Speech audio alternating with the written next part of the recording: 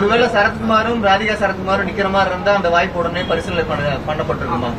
இல்ல, நாங்க ரெண்டும் நிக்க மாட்டேன்னு சொன்ன பிறகு அந்த பரிசீலனைக்கு வராது.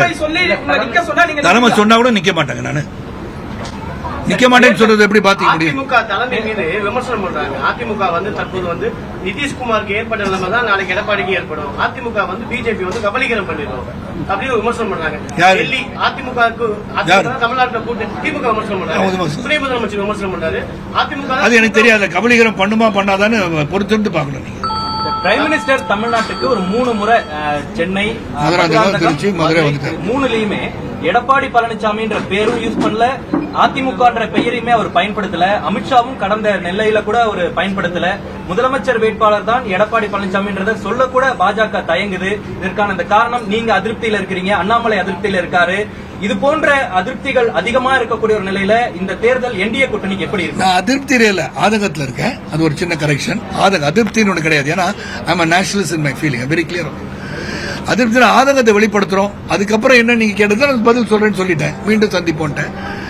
என்னை பொறுத்த வரைக்கும் பேரை ஏன் பயன்படுத்தல நான் சொல்ல முடியாது. பிரைம் மினிஸ்டர்ஸ் ஆபீஸ் அவங்க என்ன சொன்னாங்க, அவர்கிட்ட என்ன மாதிரி விட்டுட்டாங்களா, இல்ல அது இவர் சொல்லலையான்ற எனக்கு தெரியுது. எதுக்கு சொல்லல, எதுக்கு நான் பதில் சொல்ல முடியாது. why they left out his name அப்படின்னா எடப்பாடி அவர்களே சொல்லியிருக்கலாமே. எதற்காக விட்டு அவர் கேட்டிருப்பார்ல. Maybe they would have answered him. இந்த மாதிரி ஆயிடுச்சுன்னு சொல்லிருக்கலாம், எனக்கு தெரியாது. அது நீங்க பிரைம் மினிஸ்டர் அவர்களை பார்த்து நீங்க கேட்க வேண்டிய கேள்வி. என்னை பார்த்து கேட்க ஒரு தேர்தல் களத்தில் என்டிஏ கூட்டணிக்கு எப்படி ஆதரவா மாறும்? அதிமுக தொண்டர்கள் அதிருப்தி அடைவாங்க. என்ன நம்மளுடைய கேண்டிடேட் பேரை கூட சொல்லலை என்று அதிருப்தி அடைவாங்க. இது என்டிஏக்கு ஒரு பின்னடைவா இருக்கும். நீங்க இது போன்ற ஆதங்கத்தை வெளிப்படுத்த இல்ல, அந்த அளவுக்கு வலுவாக அவங்க அது மனசுல எடுத்துக்கிட்டாங்கன்னு தெரியல. பத்திரிகை சகோதரர்கள் எடுத்துக்கொண்டது அளவுக்கு அவர் எடுத்திருந்தா இன்னைக்கு அவங்க கேட்டிருப்பாங்க. அந்த மாதிரி செய்திகள் நான் இங்கே படிக்கிறேன். சில காலம் தான் இருக்கு. உங்களுடைய கடிதம் மூலியமா அங்க ரெஸ்பான்ஸ் சொல்லணும். இவ்வளவு தொண்டர்களுடைய கருத்தும் உங்களுடைய கருத்தும் என்னவா இருக்கு? அதான் நீங்க பொறுத்திருந்து பாருங்கன்னு சொல்லிட்டேன். வேண்டுகோள் கேட்க போறோம். அதுக்கப்புறம் நிலைப்பாடு எடுத்துதான் ஆகணும். இருக்கட்டும். 6ஆம் தேதி அன்னைக்கு மனு வாபஸ் வாங்க நாள் இருக்குல்ல. ஏப்ரல் 6 வரைக்கும் டைம் இருக்கு. பாத்து அங்கீகாரம் வழங்கப்படவில்லை சொல்றீங்க. அங்கீகாரம் இல்ல, ஆதங்கத்தை வெளிப்படுத்த போகின்றோம்.